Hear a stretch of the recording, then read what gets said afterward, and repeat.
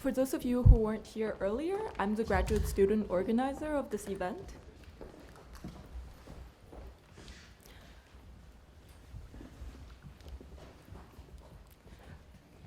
It's my great pleasure to introduce an artist who needs no introduction. But first, I would like to take a moment to thank the many individuals whose work and care went into the production of this event. Here's a shout out to Susan McNeil and Liza Hebert from MCM for their patient assistance in guiding me through the institutional labyrinth, Sophia Lakava Bohanan and Gregory Pickard for their administrative and technical support here at the Grenov Center, Bess Capper, Arlen Austin, and many other members of the graduate community for giving their time to the organizational effort. I want to further thank Professor Joan Kopczak and Professor So-Young Yoon for their unwavering support, especially when a family emergency took me away from campus in recent weeks. Finally, tonight's event would not have been possible without generous contributions from the Department of Modern Culture and Media, the Malcolm S. Forbes Center for Culture and Media Studies, the Pembroke Center for Teaching and Research on Women, the Department of Theater Arts and Performance Studies, the Mellon Downs Colloquium, the Creative Arts Council, and the Sarah Doyle Women's Center. To my mind, this interdisciplinary list of university sponsors testifies to the broad interest generated by Yvonne Rainer's work, which spans from minimalist dance to avant-garde cinema to experimental poetry and performance art, while animating an extraordinary range of intellectual and political discourses. As you are probably aware, Rainer has been a seminal figure in American art and dance since the 1960s. A co-founder of Judson Church Theater, she pioneered the development of what has become known as ordinary dance, an anti-theatrical approach to choreography that emphasizes pedestrian movements and improvisational methods. Her famous solo sequence Trio A is one of the best-known icons of modern dance. Starting in the 1970s, Rainer embraced filmmaking as her primary vocation, absorbing the explosive impact of post-war social movements and burgeoning psychosemiotic theories of cinema. She completed 7 feature-length films over the next 3 decades, from The Lives of Performers, 1972, to Murder and Murder, 1996. Privilege, 1990, is Rainer's penultimate film and encapsulates the interaction between her complex aesthetic practice and an equally complex commitment to politics. We chose this film to show in conjunction with her talk tonight because the fact of privilege, be it that of class, race, gender, age, or sexuality, has been thrown into high relief in the wake of the recent financial crises, global recession, and the perpetuation of a racist criminal justice system in the United States. Reflecting on the questions posed by Rainer's film, we cannot help but examine our own positions within the intersecting networks of social privilege, positions inevitably marked by disturbing incoherences and painful contradictions. In 2000, Rainer returned to choreography by way of a commission from the Baryshnikov Dance Foundation that resulted in a hybrid dance and video piece called After Many a Summer Dies the Swan. Since then, she has continued to work as a performer and choreographer, while seeking to engage an expanding field of socio-political subjects. Her latest performance, The Concept of Dust, or How Do You Look Where There Is Nothing Left to Move, premiered as a Museum of Modern Art in 2015. In tonight's talk, titled What's So Funny? Laughter and Anger in the Time of the Assassins, Rainer will speak of her recent dance work and raise some difficult issues about the function of the artist in today's world. Rainer has been the recipient of numerous awards, including 2 Guggenheim Fellowships, 3 Rockefeller Fellowships, a MacArthur Fellowship, and a Waxner Prize, as well as 4 honorary Doctor of Fine Arts degrees. She is the subject of many scholarly volumes, as well as a critically acclaimed memoir titled Feelings Are Facts. It would be impossible and tedious for me to enumerate all of Yvonne Rayner's past achievements, so I'm going to cut short these introductory remarks and turn the stage over to Yvonne Rayner. I hope everyone could stay for the Q&A afterward.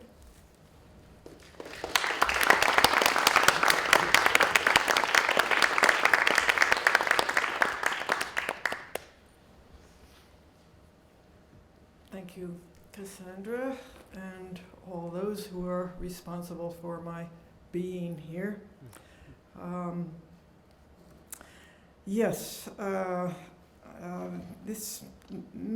This essay may not be complete. It's taken place over a number of months, last year. What's so funny? Laughter and anger in the time of the assassins. During a recent rehearsal with my dance group, I asked one of the dancers to read aloud an item from the Shouts and Murmurs page of The New Yorker as follows. Quote, "The president whammed his fist on the table. The cabinet room went silent. 'This isn't some goddamn B movie, gentlemen,' he said. 'This is real life.' The scientist looked at the floor. 'We have the smartest minds in the world working on this,' the president continued. 'The top biologists and astronomers and geneticists. And you're telling me that the closest anyone can come to identifying this thing is—' 'I'm afraid so, Mr. President,' the scientist said. 'What we're dealing with here is the flying penis from Venus.' The Treasury Secretary giggled, and the Chief of Staff did his best to not join in, but a look from the President silenced them. 'This thing,' the President said, 'this creature, this flying penis from Venus,' the scientist said. The President burst out laughing, and the rest of the room joined him, relieved to release their pent-up mirth. 'I suppose it is kind of funny,' the President said, 'in that it's so improbable. But come on, guys, it's already killed 40,000 people, so we really have to focus here.' Not one of the dancers cracked a smile. When I then attempted to read the same passage, I could not get through it without having to visibly suppress a laugh each time I uttered the improbable designation. Obviously, what is salient here is that one person's funny bone is another's yawn. Trying to account for my somewhat hysterical response to the above joke, I found the following explanation in Wikipedia. Quote from Wikipedia, "Paradoxical laughter is an exaggerated expression of humor which is unwarranted by external events. It may be uncontrollable laughter, which may be recognized as inappropriate by the person involved. It is associated with altered mental states or mental illness, such as mania, hypermania, or schizophrenia, and can have other causes. Paradoxical laughter is indicative of an unstable mood which can quickly change to anger and back again on minor external cues." End quote. The last sentence neatly encapsulates my state of mind these days.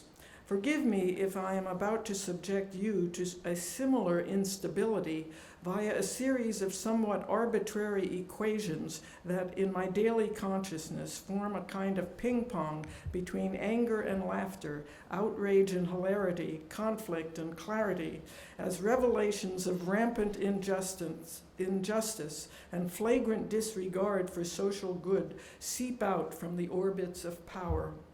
Along the way, I will be delivering a few more jokes plus pleasurable memories of absurdist art events from the past. Taking a cue from a recent review of Henry James's autobiography, I must add that in advance of this excursion, I feel comically smaller than the issues I'm about to belabor, self-effacing as that may seem.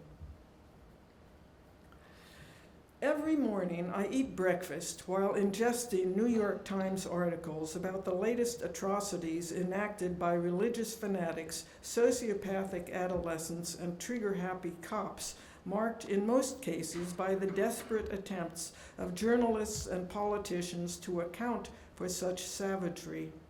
Dismay at reports and photos of drowning immigrants trying to escape the ravages of Middle East civil war, and anger at the so-called collateral damage of US drone strikes, the injustices of our juridical incarceration system, rabid antics of the NRA, and the brutality of the jihadists permeate the pleasure I take in my favorite meal.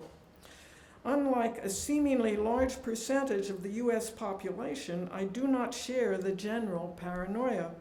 The chances of my spouse or myself, or others close to me, becoming victims of fatal acts of violence are practically nil. The account by an acquaintance that a friend of hers had been killed in one of the Paris attacks, and news reports of blacks murdered by police every 4 days in America have done little to alter my sense of security. Not anyone I know. After all, I am a US-born, white, childless, middle-class adult living in a US metropolis, am I not? Well out of harm's way. Nevertheless, I, and of course I am not alone, am filled with horror that anxious and bigoted police can so readily have recourse to their weapons, and that mass killings can continue to take place in different parts of the world, not only relatively close to home. It is a perplexing issue that on a personal level, outrage at such acts can coexist, if only sporadically, with outrageous hilarity. Absurd in the sense of illogical. Artist Simon Leung conducted a seminar at the Whitney Independent Studies program some years ago. Centered on Marcel Duchamp's Étant donné, his lecture included a series of projections, one of which was of a penis protruding through a glory hole in the wall of a public lavatory stall. At the end of his presentation, a male student asked, "Was that your penis?" Without missing a beat, Simon replied, "Did it look like my penis?" Choking on laughter, which much to my embarrassment lasted longer than that of anyone else, I almost had to leave the room. Without delving deeper into what might at this point appear to be a fixation with the male organ, I should emphasize, in case you haven't already surmised it, that my particular sense of humor veers toward the absurd, ridiculous, incongruous, ludicrous, preposterous, and stupid, and sometimes obscene. The flying penis from Venus joke incorporates all of these features, hence the extremity of my reaction. I still cannot utter the words aloud without experiencing some kind of kinetic frisson.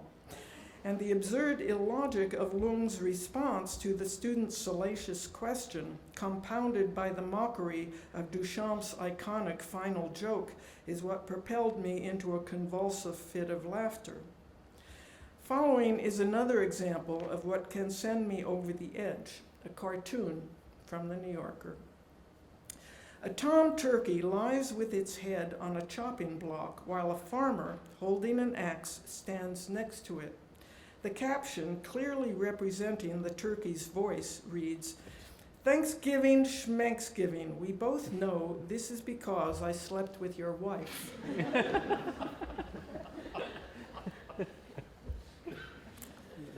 On showing the above tidbit to my mate, I was nonplussed that her only response was a small shake of the head.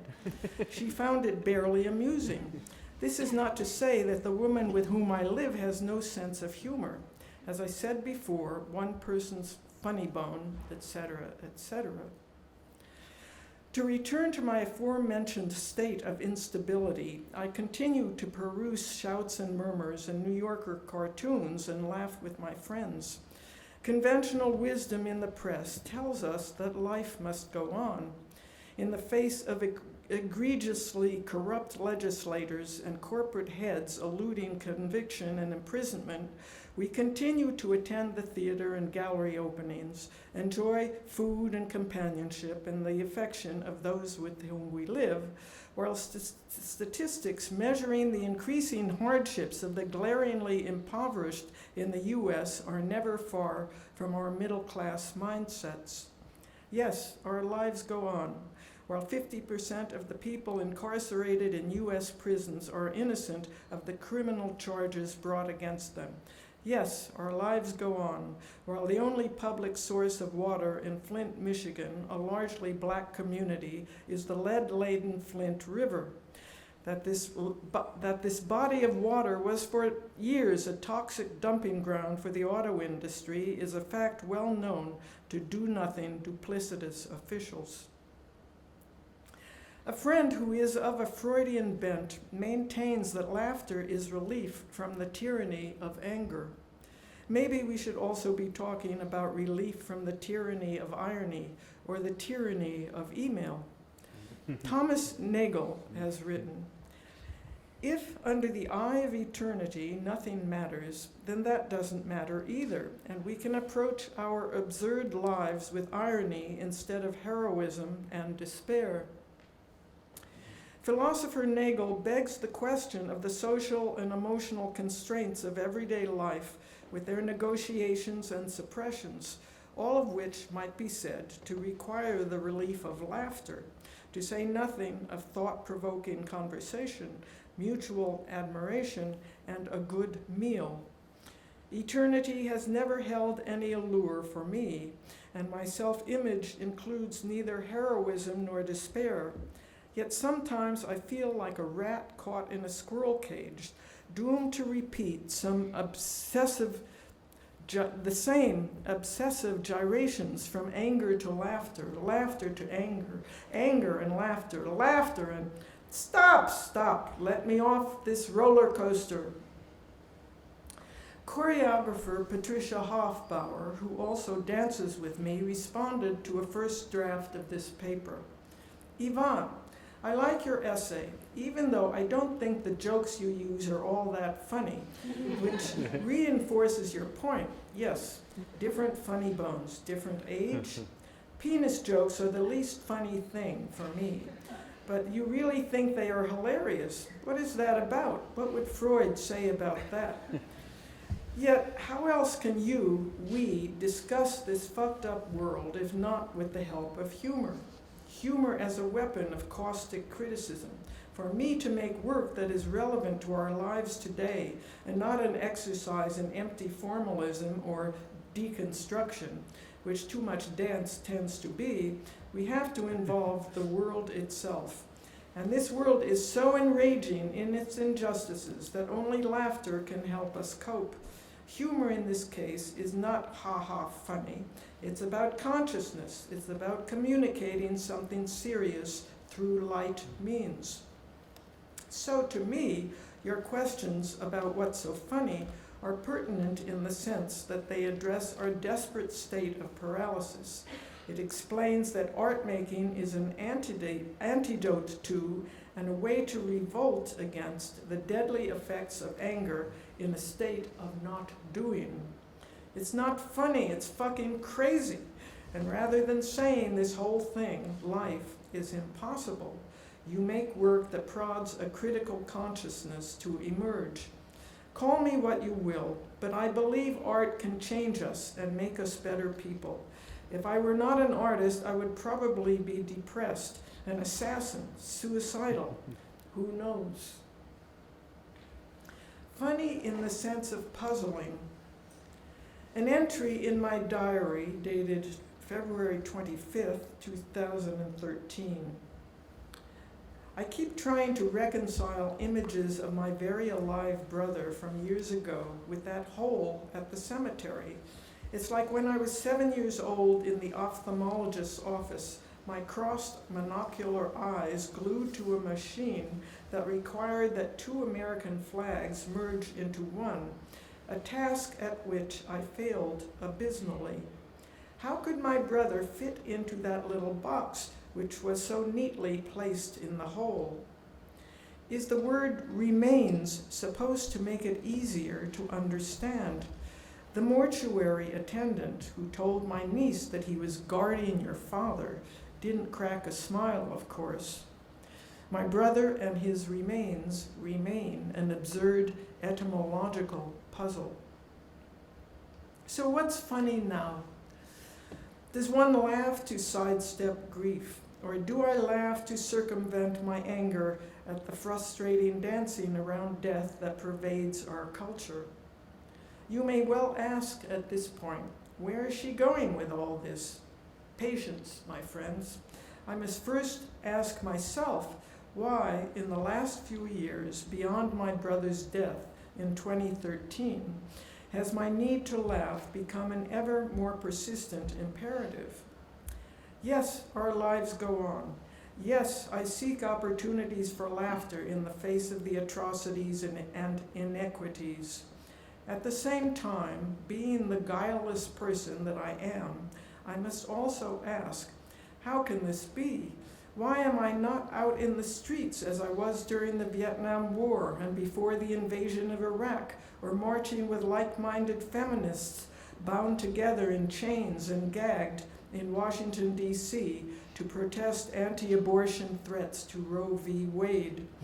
And aside from my impersonal annual contributions to Amnesty International, New York City Rescue Mission, Planned Parenthood, the Innocence Project, and a slew of other nonprofits, I must ask if we former demonstrators are so inured to the so-called war on terror, so accustomed to the culpable and reactive depredations of our government in what is turning into multiple postmodern 30 years wars, so hardened to the sight of homeless people begging on New York streets and the A train, that we have surrendered to helpless rage or despair. Why am I not shouting from my window, I'm fed up and I can't take it anymore?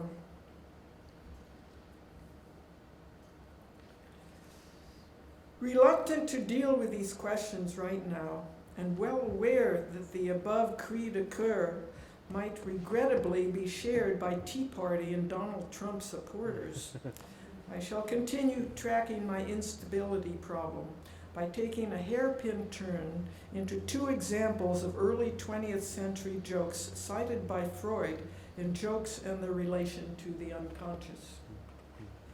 Here's the first joke. Mr. and Mrs. X live in fairly grand style. Some people think that the husband has earned a lot and so has been able to lay by a bit. Others again think that the wife has lain back a bit and so has been able to earn a lot.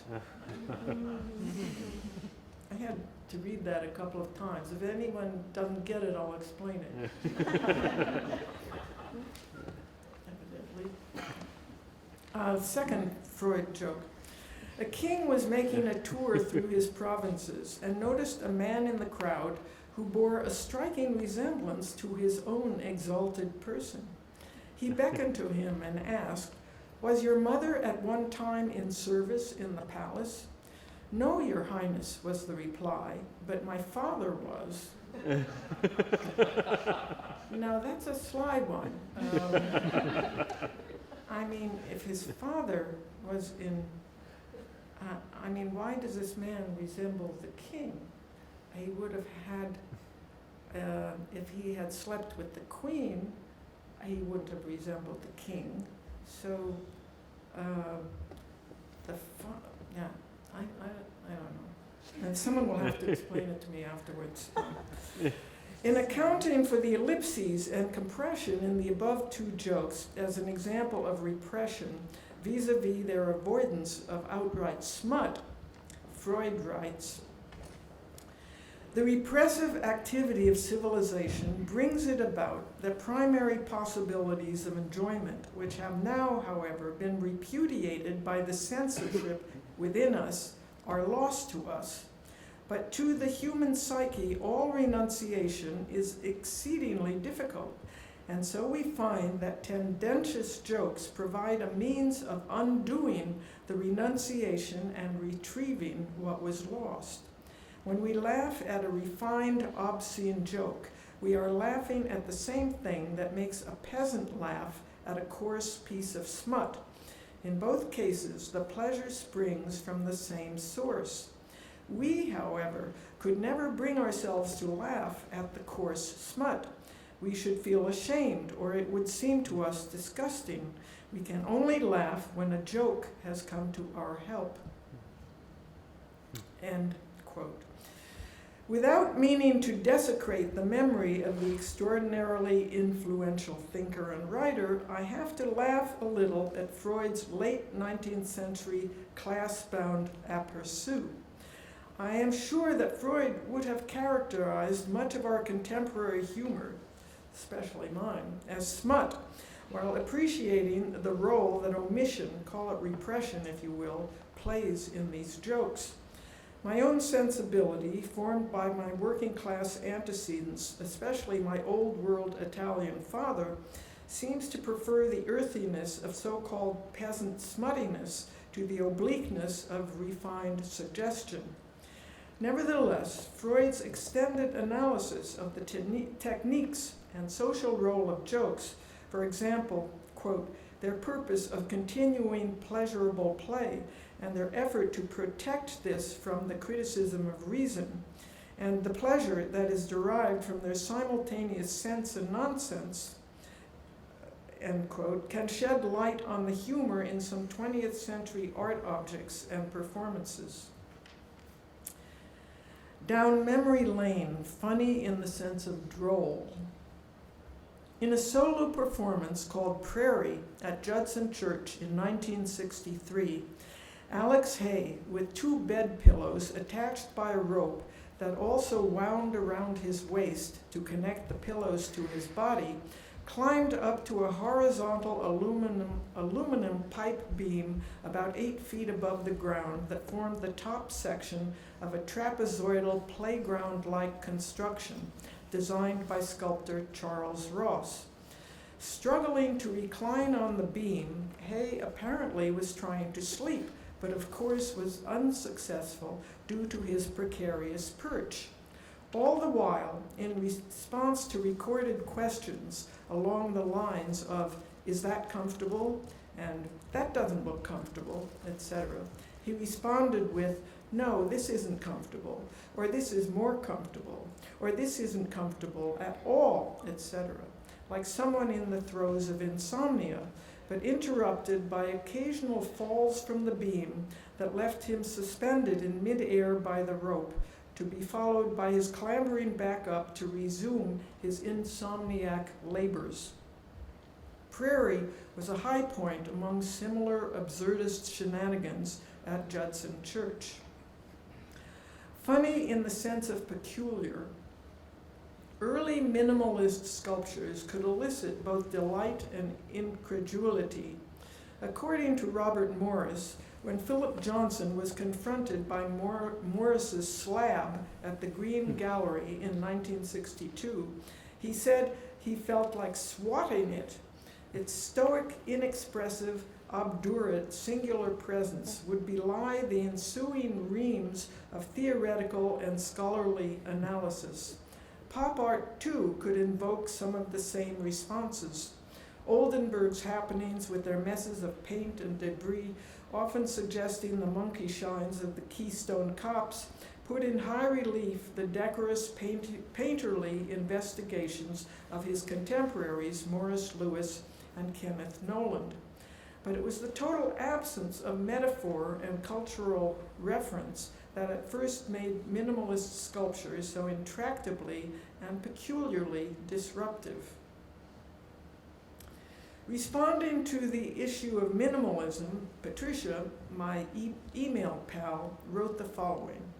"I never had any reaction to those minimalist sculptures. To me, a culturally different person from the New York City artists in the 60s. Patricia was born and raised in Brazil. Most of those sculptures lacked a sense of humor and therefore were an expression of a puritanical sensibility and an ode to straight lines, similar to the purity of lines of the bodies in Merce Cunningham's work.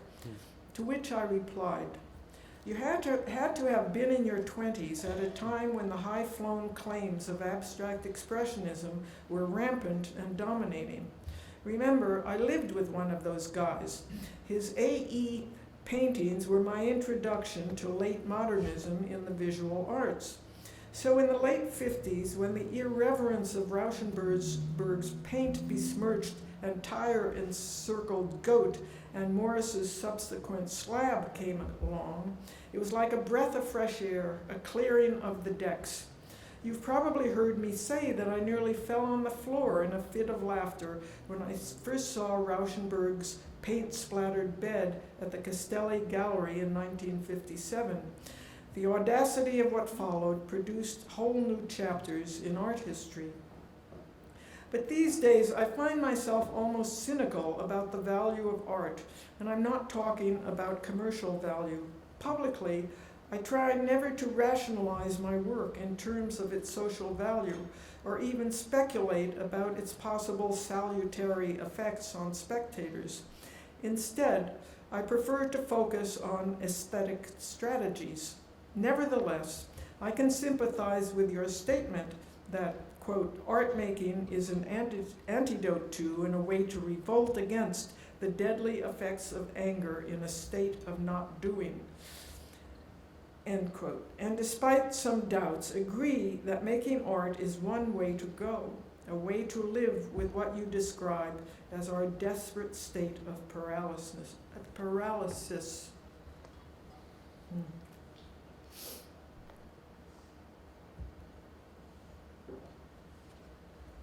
Absurd in the sense of bizarre. Lucinda Child's canonical solo, Carnation, presented at Judson Church in 1964, is another story. Having assembled a number of props from her domestic life, such as kitchen sponges, hair curlers, and a lettuce strainer, she proceeded with the utmost composure to arrange the curlers, first in the interstices of the strainer, which he had placed upside down on her head like a high-fashion hat with a veil, then one by one between the sponges stacked in her mouth. Like a cartoonish Daisy Duck, she then dumped the whole concoction, including the strainer, into a garbage bag that enclosed one leg, hobbled over to a wallboard partition, and did a handstand against it, which action forced the paraphernalia to tumble out of the bag all over the floor. Lowering herself to her head, she then removed her leg from the bag, revealing a bed sheet, one corner of which was tied to a big toe. Still upside down, she fumbled with the sheet until she found a free corner, which she attached to her other big toe, then somersaulted backwards to lie flat on her back while pulling the sheet up to her chin. By way of these circumnavigations, the otherwise glamorous dancer moved from kitchen and bathroom to bedroom. The spectacle was not only astonishing and bizarre, but a powerful feminist statement years ahead of the women's liberation movement. Funny in the sense of odd. In a recent workshop geared primarily for visual artists, I divided the 15 participants into 4 groups. I had previously asked each of them to bring in a photo, text, and object. One participant had introduced a photo of a dog.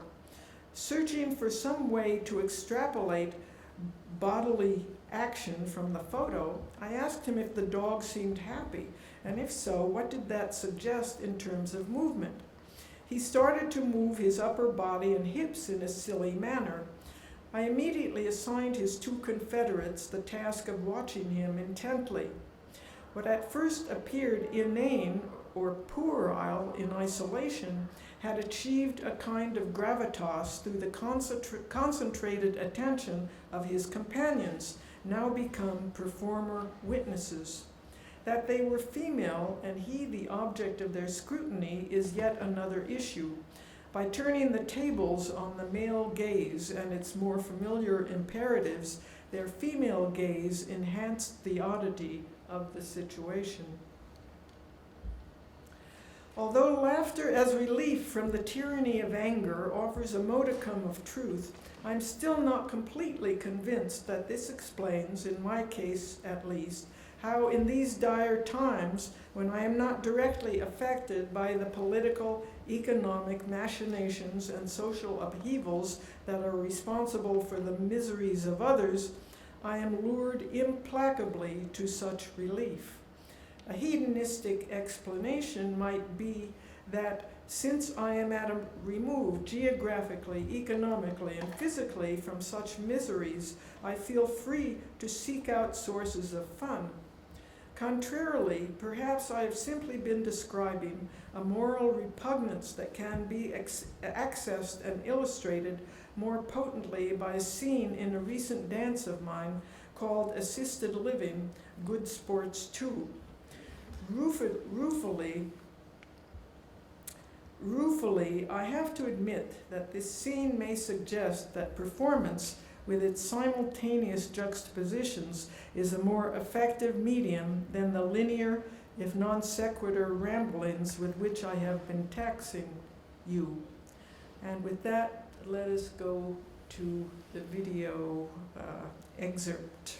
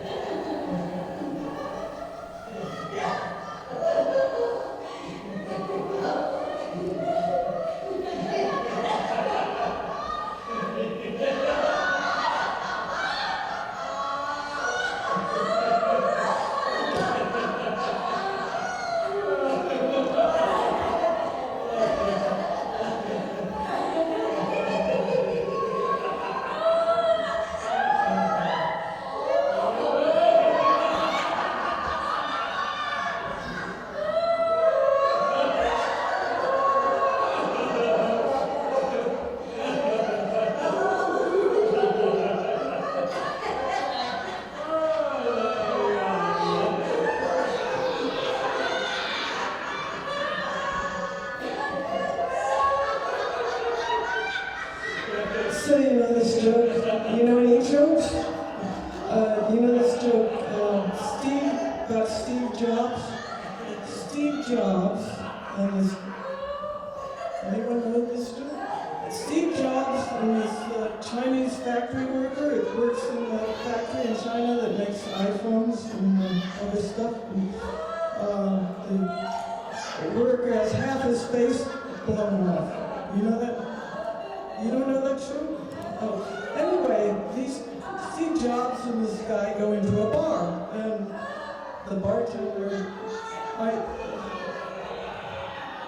you sure you don't know that? You don't know that? I'm not very good at telling jokes, and especially when it comes to punchlines. I mean, well, I don't know.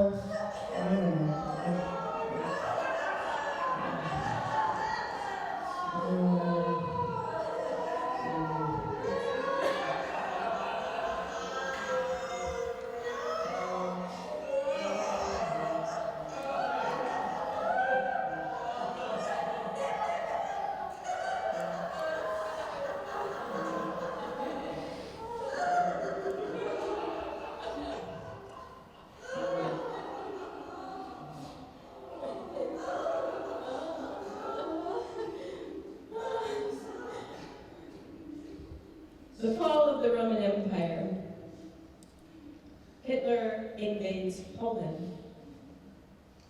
Schoenberg eats sauerkraut with Adolf Loos in Vienna. I learn about it.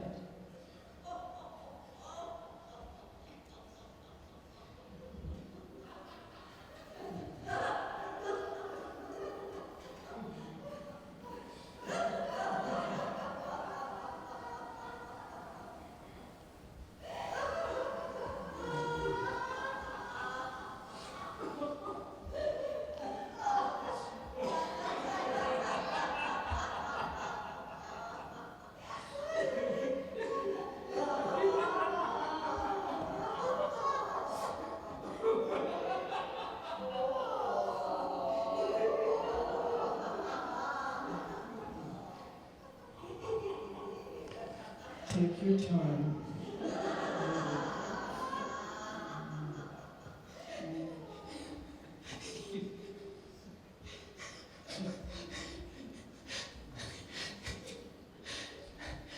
My younger brother is full of shrapnel wounds, dying in front of me.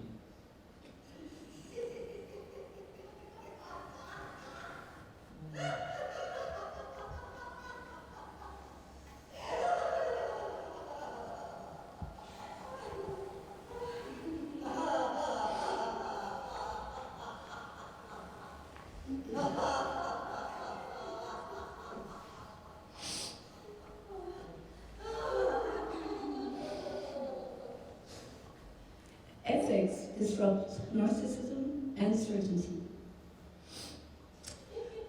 Previously, she wanted to be looked at and admired. Now she just wanted to be admired.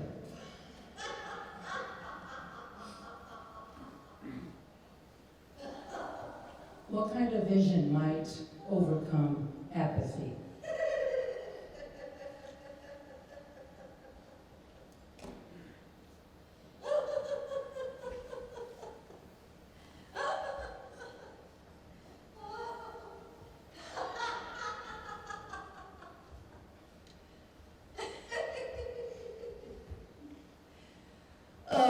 Frontal lobes.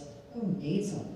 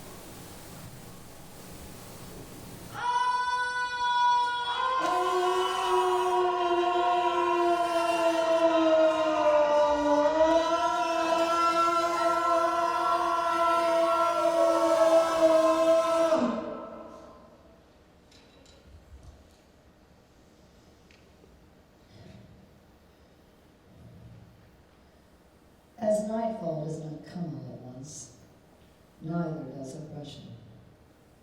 In both instances, there is a twilight when everything remains seemingly unchanged. And it is in such twilight that we all must be most aware of change in the air, however slight, lest we become unwitting victims of the darkness.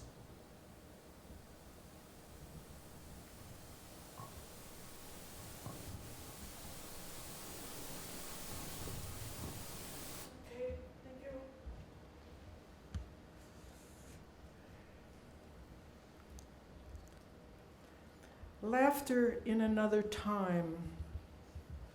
Not confident that I have reconciled or even mitigated the instability of my hilarity, outrage, laughter, anger, mood swings, and unable to answer with any certainty the question, what is to be done with make more art, I turn to Bakhtin's Rabelais and His World with its complex and expansive take on laughter in the early 16th century, a radically different perspective from that of subsequent periods, including our own. Rabelais' folk culture, which integrated and celebrated the lower bodily states of birth, digestion, defecation, and death, dodged not only the moralism and judgments characteristic of later eras, but also the bitterness of satire. Bakhtin affirms over and over the productive value of laughter as, and I quote, a universal philosophical principle that heals and regenerates. For the Middle Ages and Renaissance, the characteristic trait of laughter was precisely the recognition of its positive, regenerating, creative meaning. And because folk humor existed and developed outside the official sphere of high ideology and literature, and precisely because of its unofficial existence, it was marked by exceptional radicalism, freedom, and ruthlessness. Reading Bakhtin has eased whatever snobbish ambivalence I may still be laboring under with regard to my father's peasant sense of humor. For example, his joke about shitting in the corner of the barber shop. My mother, who had working-class aspirations to refinement, loudly protested whenever he unpacked it, which during my childhood was fairly frequent.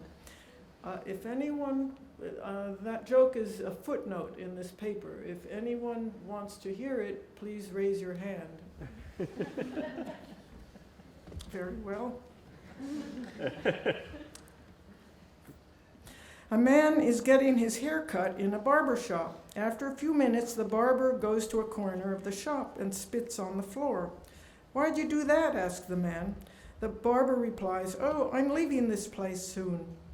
After a few more minutes of cutting the man's hair, the barber goes to another corner and urinates. The customer is somewhat indignant. "Why'd you do that?" The barber replies, "I'm leaving this place in an hour." When the barber has completed the haircut, the customer goes to a corner and takes a shit. The barber is outraged. "What made you do that?" The man replies, "I'm leaving this place right now."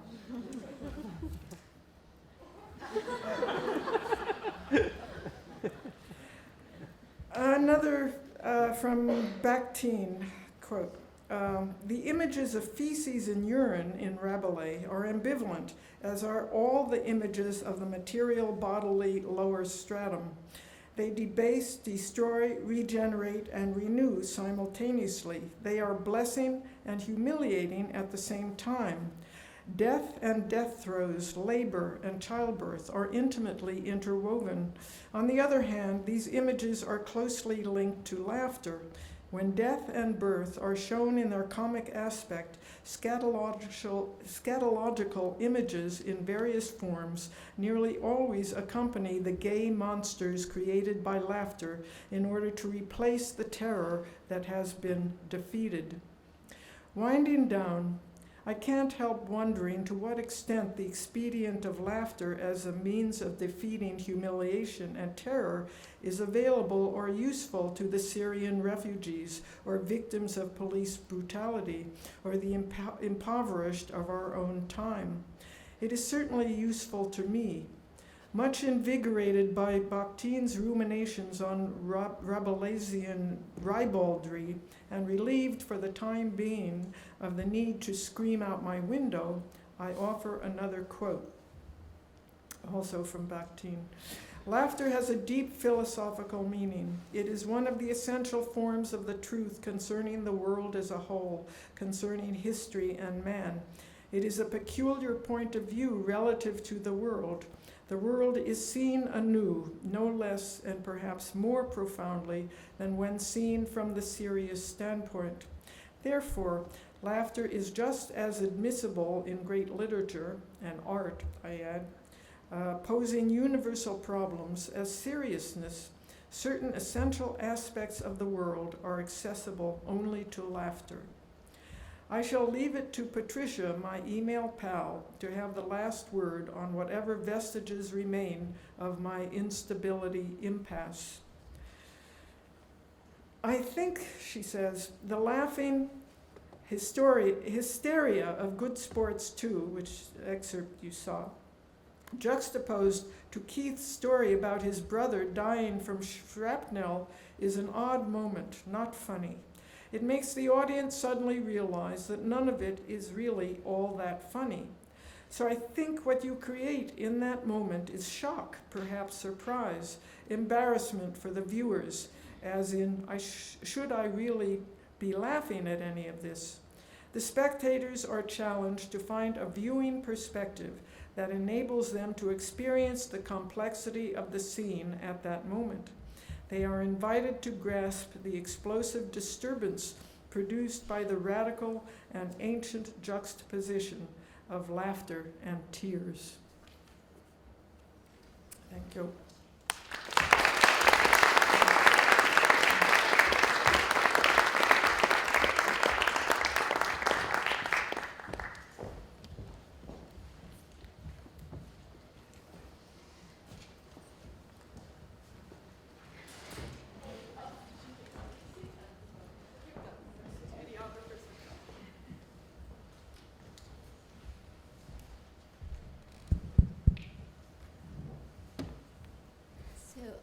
I thought I'd ask a few questions, partly to allow the audience to collect their thoughts, so I can then open up the floor.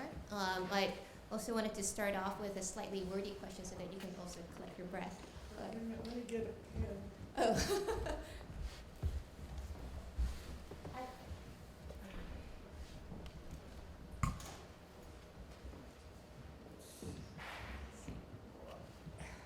So the question's wordy, but the question comes at the very end, right?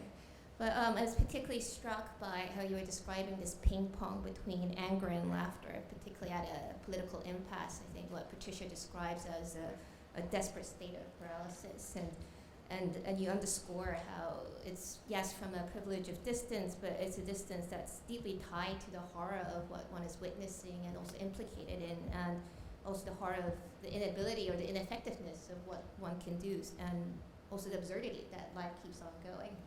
I was also struck by, in this relationship to the particular physicality of the jokes that you were referencing, and I couldn't help thinking about the Freud quote that spoke to a certain class distinction between the peasant who actually had the privilege of being able to get the joke from a coarse, to able to laugh at coarse smut, and the bourgeoisie who is unable to because of repression. And it made me somewhat think that perhaps there's a certain political impasse that manifests in a world or a society that can't take a dirty joke. So, and this made me think about your question about, so what's funny now? And now I'm inching more to a question.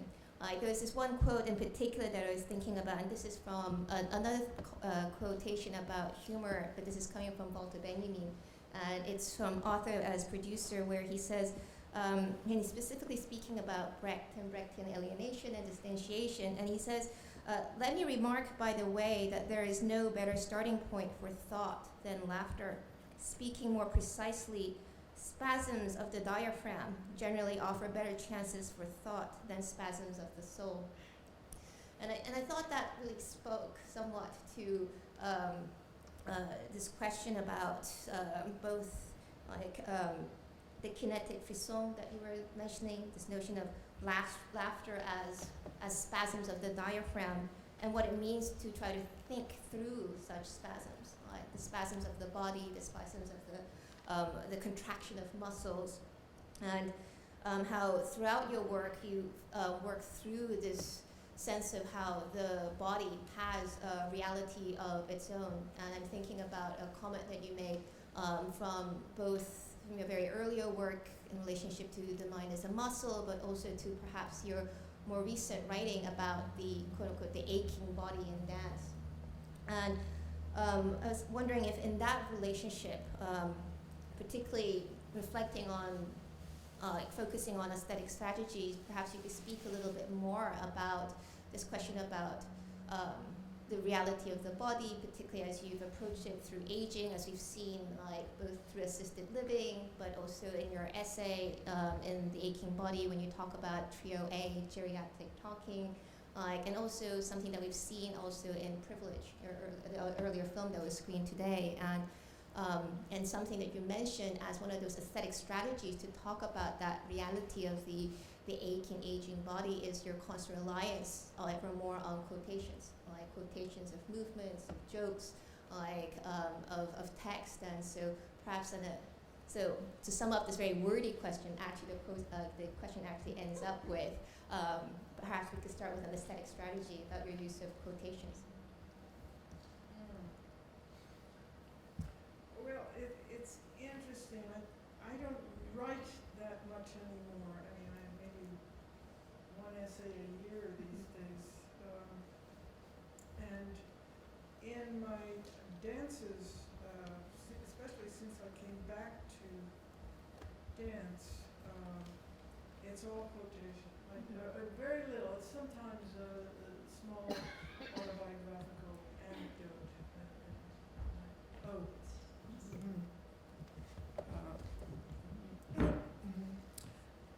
Can you hear me? Yeah. So I just find what other people write so much more acutely articulated than what I can write on a great variety of subjects. And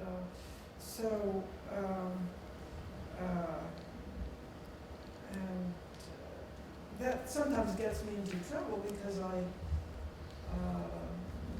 in one of the recent dances, I read from the collected poems of Lydia Davis, and they're in the first person often, and so people think that it's my writing, but it's not. I mean, in the program, I always give credit to my sources,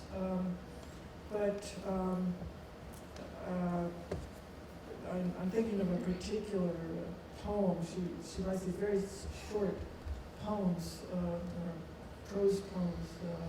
I don't want any more awards, houses, clothes, jewelry, compliments. It goes on and on. I don't want this. All I want is money. And climax, and that's the punchline. And it's very powerful to read that and to hear it, and funny, yeah. So quotation is, you might call it a crutch, I call it a resource.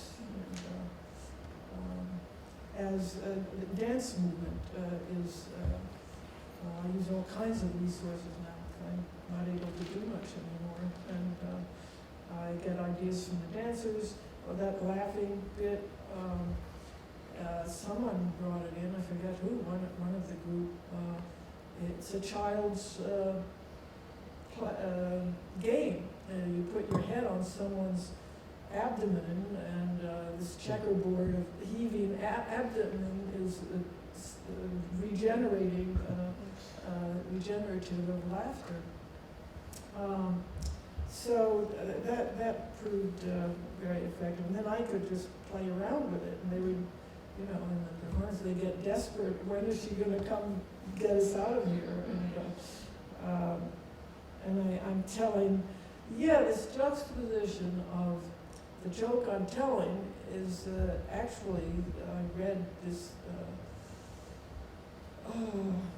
story in the newspaper, I guess, in one of the Steve Jobs factories in China. There was an explosion and blew half of a worker's face off. And so I turned that into a joke. Steve Jobs and this Chinese worker with half his face blown off go into a bar. Has anyone, any of you heard, have you heard that? Have you heard that joke? And in some performances I just eke it out unbearably. I mean, I see what I can get away with, both in terms of the dancer's endurance and the audience's boredom with it. It's kind of a test. I mean, in this case, I go look in this barrel for the answer, and of course I'm very self-deprecating. I can't remember punchlines as though there is a punchline. So, you know, there's this play plus the egregious. Always I'm trying to find ways to force them together.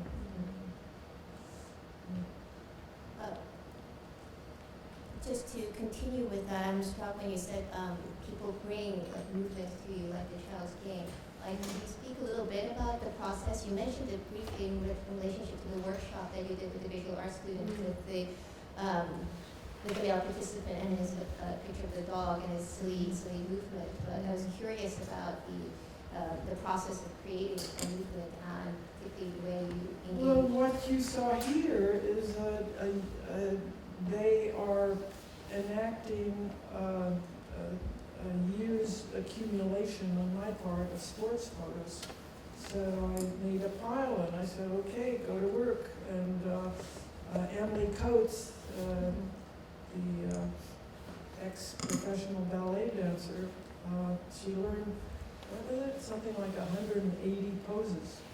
And they all learned a huge amount of these poses. And Patricia on the other side, the only one who's not on the floor laughing, I told her, okay, do them in slow motion. And so, yeah, photos are one source for me. I've even improvised. I come into the studio and I start fooling around and I say, okay, catch what I'm doing. And they pick up bits and pieces and then we start putting them together.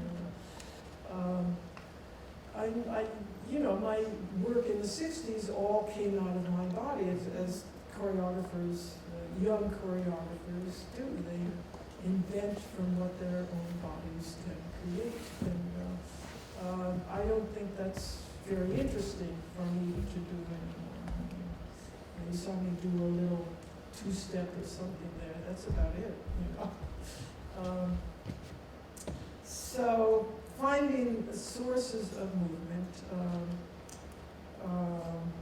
In the early work, I was taking ballet classes in Merce Cunningham, and I studied with Martha Graham for a year, and some of that work went into my own work, like a ballet adagio.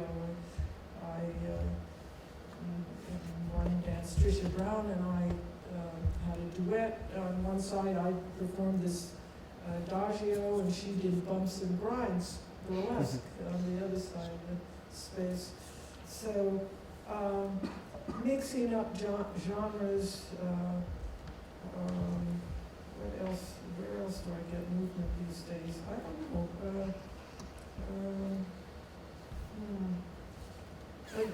Bits and pieces from old dances. There's a lot of 60s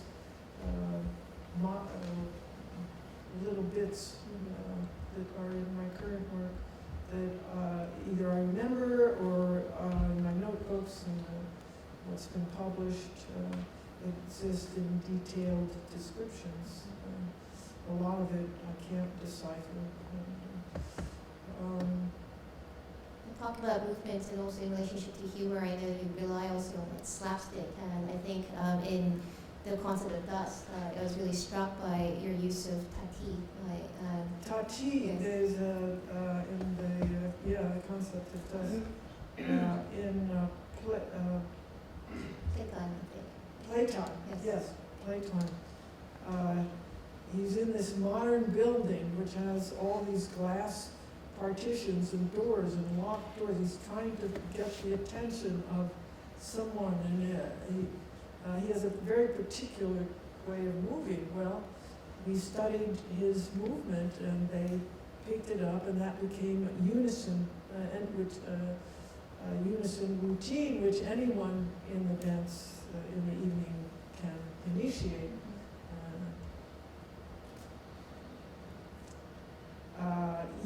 I love idiosyncratic movement that's done in unison by the group. It formalizes it and takes it out of eccentricity or the personal. And it was quite a bit of that in my current work. And putting incommensurate bits of movement together. How do you get up from the floor into, or how does the bottom part of your body move against something totally incongruous with the upper part, which came from Cunningham. He did all of that in teaching and in his work. Are there any questions, like perhaps from the floor? Yes. I have two questions, actually. Thank you for your talk. Thank you for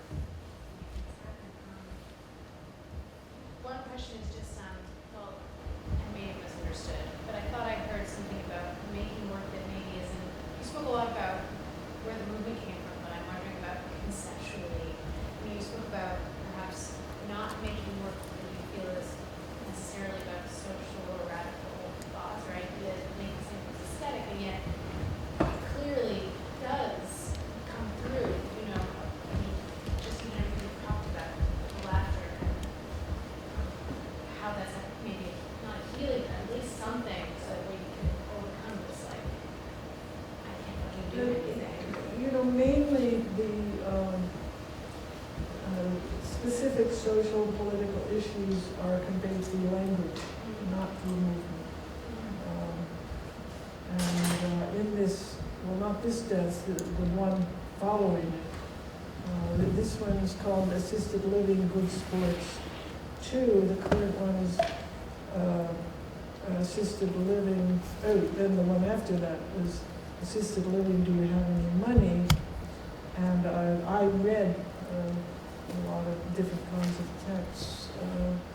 And in the current dance, which seems to be ongoing, I don't know whether I'll ever make another dance. I just keep adding and fiddling with this one. It's now called The Concept of Dust, Continuous Project Altered Annually. We seem to perform once a year, and we're going to perform in New York June 2nd, 3rd, and 4th at the Kitchen, if you get down there.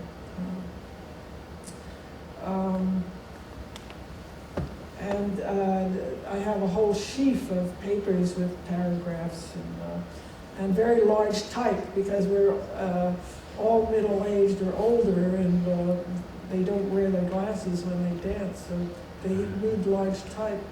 And I put a microphone in front of them with a text to point to it, and sometimes interrupt them, or I myself read. I've turned them all into choreographers in a sense, in that the modules of movement are set, and they each have a solo, which they can break up in any way they want. But the sequence of things changes from performance to performance. And they make decisions. They go, and no one ever exits and re-enters. I've always been kind of averse to that. And once you're there, you're there. And there are chairs, you can sit down if you want. Or you stand on the sidelines and you wait for a space to do your solo, or join a unison, or you initiate a unison. If no one joins you, that's it. You have to go on to something else. I mean, there are various rules of engagement, you might say, that regarding limits and possibilities, that we're all pretty much on our own.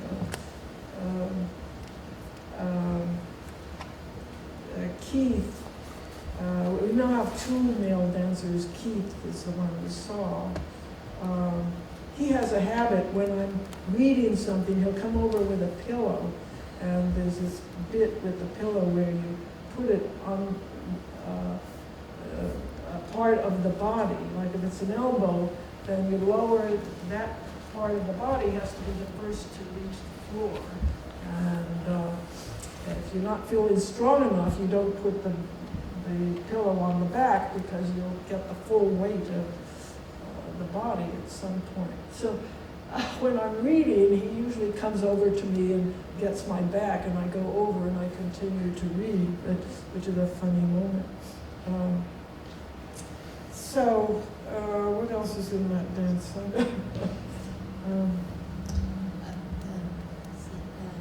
Source-wise, there's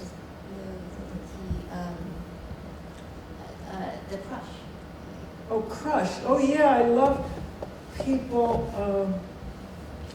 doing things as close to each other as possible. Although this is a new idea. There are these identical twin brothers in France who are dancers, who are astonishing. They're called Les Twins. Maybe some of you know of them. They're on YouTube. What is astonishing is not the movement itself, but they do it in exact unison. Little twitches. It's kind of very kind of Michael Jackson, but more advanced or more detailed, and they can go down on the floor and get up in the most astonishing ways. So I assigned the group to go look at YouTube. Each one of them, they have homework. So I say, okay, do about 2 minutes or a minute and a half. Learn from any YouTube segment of these two guys. So what I intend to do with this when they come in, one, put on some very inappropriate music, like an operatic aria, and two, have them start moving in toward each other. Can they do what they're doing and be as precise? How close can they be and still deliver the movement that they have learned? So there's that kind of challenge I'm always thinking about right now. I think it's particularly perhaps immediately apparent, like the kind of classification. You mentioned your dancers become choreographers within the movement, but there is just to have that skill or to be able to read like great blocks of text, and you can kind of see them and like catching up their breath, but also having to make decisions about what to do next. And so there's a great demand that it's not necessarily about like physical endurance, but it's really about like thinking. Yes. Conceptual. And a couple of them came to this kind of kicking and screaming. I mean, they've never done it before, but they're all taken to it. Yeah. Any other questions?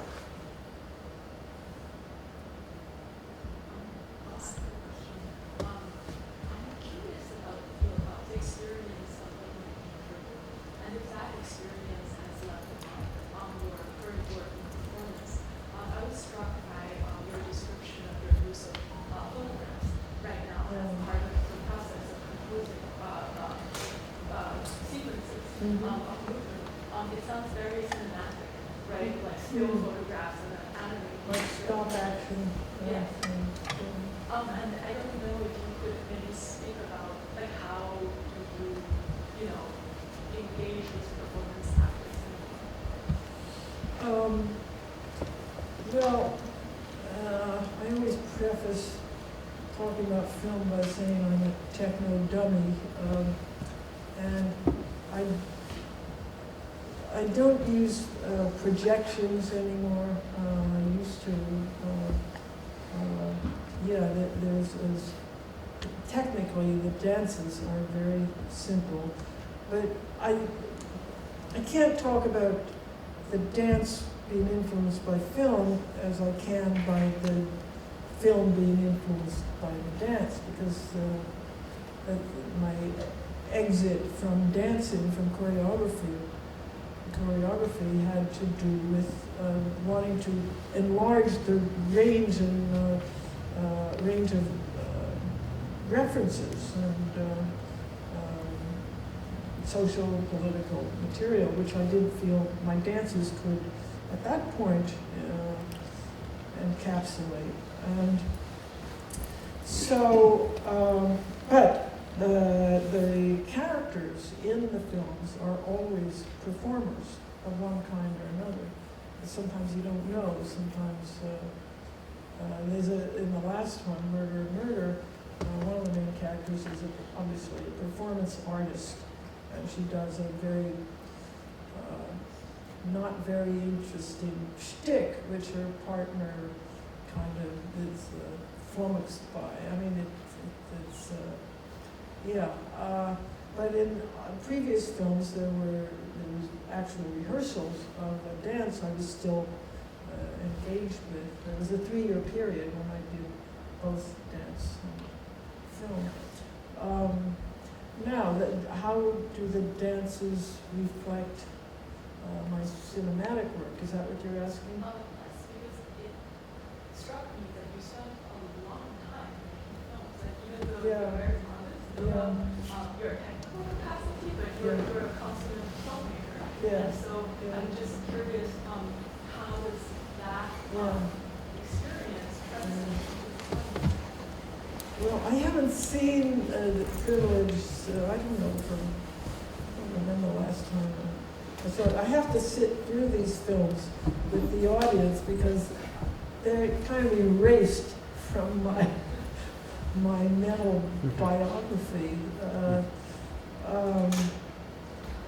I came back to dance as a dancer, as a physical being, as a lover of the materiality of working with bodies, and I never had that in making films, and it was one of the biggest frustrations for me.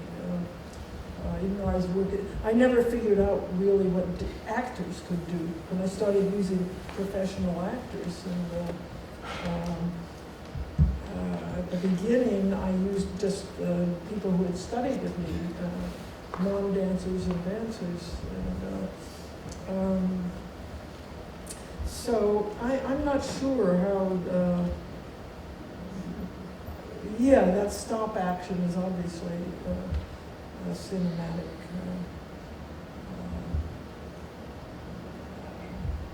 Perhaps this is a good point. Sorry.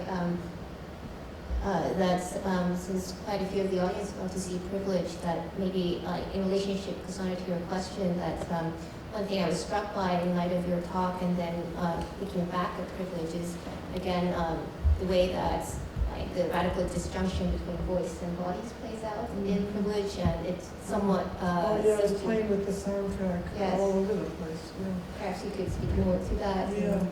I loved editing. Oh, well, yeah, I can't... I hated production, the waiting around, the social hierarchies, but editing, I got my own back, and I could play with snippets of sentences and put them in someone else's mouth, and yeah, that play is there all the time. And you mentioned that this was very much you mentioned this very much a talking head kind of film, and except that I'm playing around with the talk in all kinds of ways. And there's a point where, I don't even remember how I did it, it was done in the lab, where Alice Spivak's voice gets very low. You know, I don't know how we sunk that up. I mean, if you slow down the soundtrack, you don't get sync anymore. You get the low volume, pitch.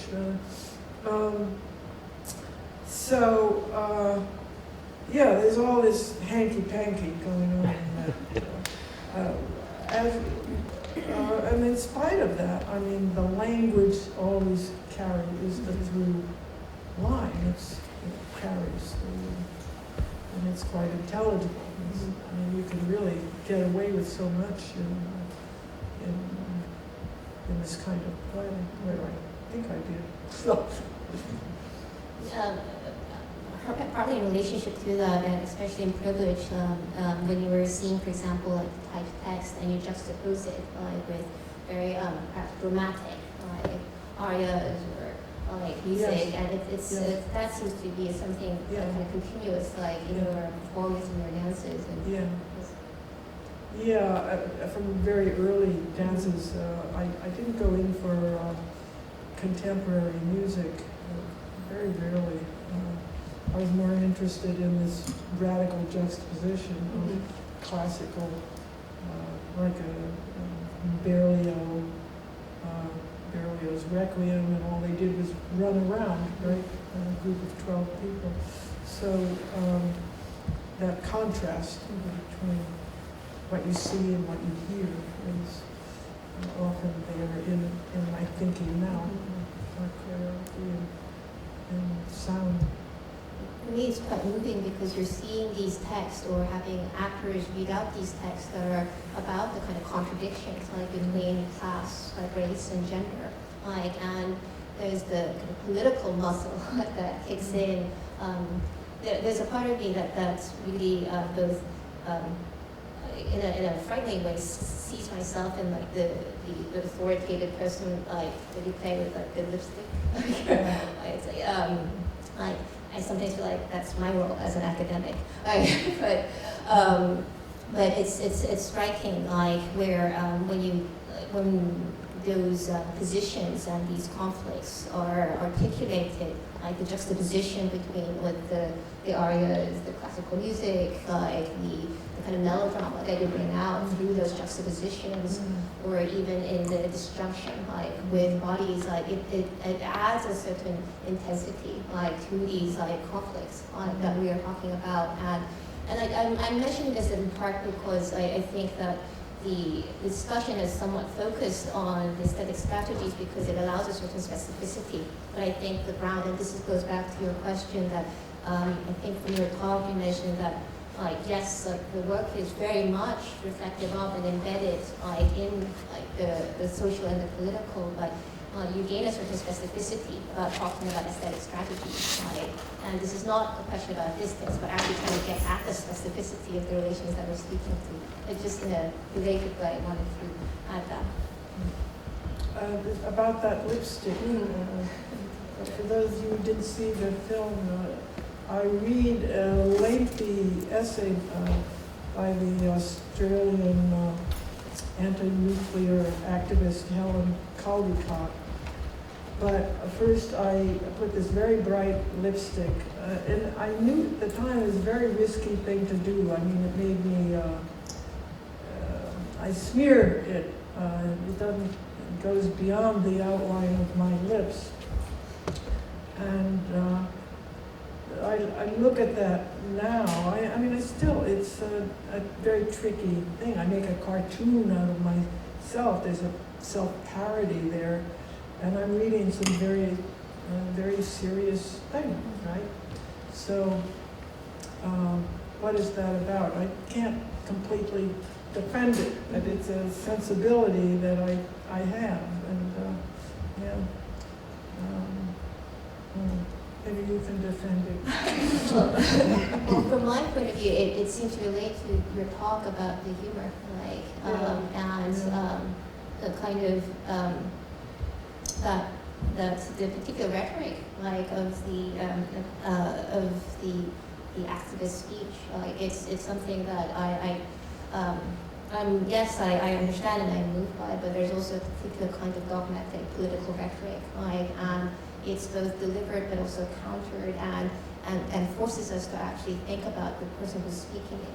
When you add a level of humor, this isn't about, let's say, deflating the speech, but actually making us be more aware about the kind of materiality of what she's saying. So in that sense, I was thinking it actually related rather well with particularly this the kind of somewhat on the continuum of where we see in the sequence of assisted living, we have the laughing hysteria, and then we have the cut of Keith talking, and it's hard to actually contain, and that seems to be the point that it's not containable, that we seem to have the categories to be able to speak for, but they're never enough. Like, so. That's a very poignant moment for me because he is genuinely, he is really laughing, and he has to make that transition to my brother is full of shrapnel wounds and dying in front of me. And invariably, we did that, I don't know, 3 or 4 times, that performance, and I start crying. Because I know, I just sense how difficult it is. He's acting, and yet it's real, and it's effective. Yeah. Maybe if there's one last question from the audience, if I should.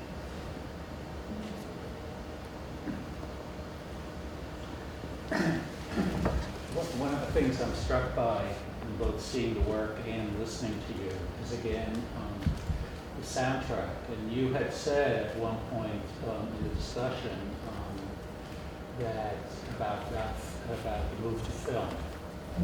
About the move to film. When you move to film, that it could be, it seemed at the time, it could be sociopolitically more expansive. Was the word you used, I think. And, you know, for me, there's a kind of a seamlessness between that idea and discussing the soundtrack, which obviously there's also written text in your films, but the use of language on the soundtrack and the play with it, you know, for me, there's a kind of connection there. But you know, then it's sort of, I sort of want to say, so politically, what are bodies, chopped liver? You know, I sort of want to ask about how you can, you keep on, a couple of times you've mentioned your socio-political concerns as having to do with words, right? Yeah. In dance now. Sorry? In dance, yes. In choreography. Yes, exactly. Yeah. But then I'm just wondering, you know, there's been years of stuff about the politics of the body and so forth, and here you are deploying bodies on film, you know, coming out of dance, going back to dance. And I wonder if you could talk a little bit about the body in politics. That is, as bodies are deployed in your work. As bodies are deployed in your work. In other words, dance, or how you frame a shot, or where you put actors and so forth. Well, I was just about to point to another ploy in Privilege where the speaker is relegated to a corner and the signer is the full frame. And that was very deliberate to foreground the signer, who's usually a little in the place that I put myself. You know. So I don't know whether that's dealing with your question or not. There is always a political aspect to the deployment of bodies.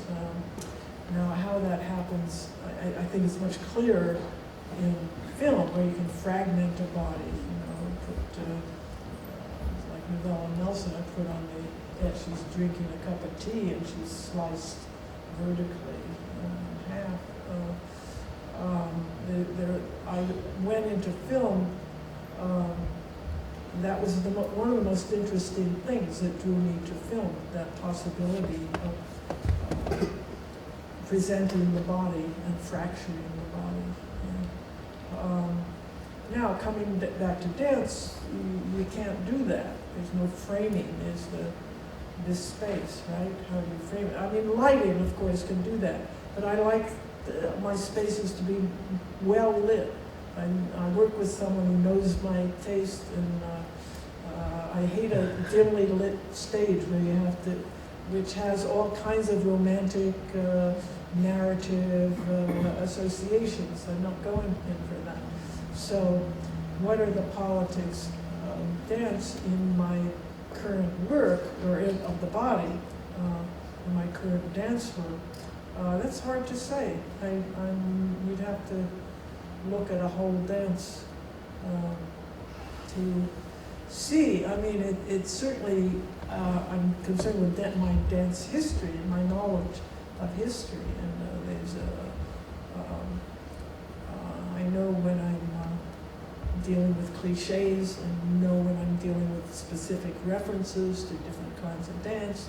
I have my 70-year-old dancer is, she's a tap dancer. And she also studied immersive ballet, but she does a tap routine. So, yeah, when I talk about the politics in the dance, it's always usually about the language and the quotations, the verbal, the textual quotations. The body, well, all right, to present a 70-year-old dancer who does the same things as the 40-year-old, you know? There's the politics in that. She's different. She's very expert still. She just said this year, she said, I've lost my ballon, you know? There are changes. I haven't yet told her, go sit in a chair when you're tired. I haven't had to. I mean, so there is a politics of aging body, the conventions of dance, and what the audience loves is these young people who do superhuman things. And I've always had some kind of confrontation with that, even when I was one of those young dancers and used those young dancers. So to go into this unknown territory, there's certain things. I have to say I'm 2 weeks out of having just spent 5 days in a hospital with an old recurrent intestinal thing. Yeah, the body and aging is certainly on my mind. And Keith came to visit me, and he says, you know, I went to see this group. They're all middle-aged dancers, and I know one of them, and all the dancers looked the same. They were all improvising, and that's something I've never, and I get this from Cunningham, he hated improvisation, and I've never condoned improvisation. You fall into your habits, and there are very few people who, in my eyes, can get away. Steve Paxton was one of them, when he used to improvise to the Goldberg variations, Glenn Gould. He was amazing. You couldn't take your eyes off of him, but that's very rare. And so what I'm quite specific in what I give them to do, and I tell them how to do it. But there is definitely an awareness in all of us that we're over the hill, and our days are numbered, and mortality stalks us, you might say. So I think, yeah, that's one aspect of the political agenda. I'd be interested to know if you saw a full dance, where you saw the politics of the body. Perhaps that's a good opportunity to point out again that Yvonne's Rainer's concept of dust will be at the kitchen in first week of June. June 2nd, 3rd, and 4th. June 2nd, 3rd, and 4th. So please come. And thank you very much. Okay.